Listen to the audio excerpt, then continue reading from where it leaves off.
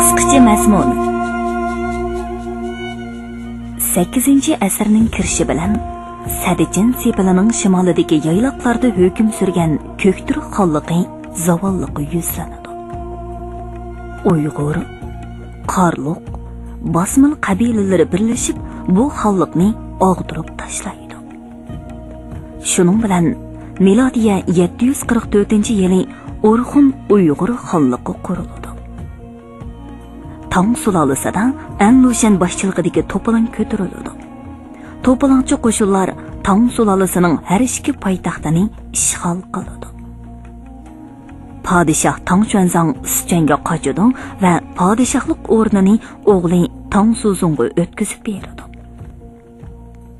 Tang Suzung Uyg'urlardan qo'shin avatib yordam berishni so'raydi.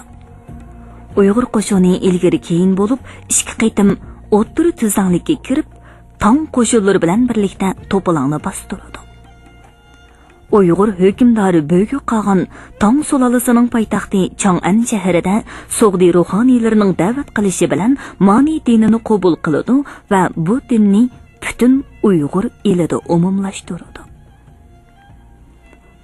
9-asrning 30-yillarida Uyg'ur yayloqlarida uda bir necha yilgacha ig'ir tabiiy ofat yuz berib, vabo tarqalib, nurg'un odam o'lib, chorva mollar qirilib ketdi.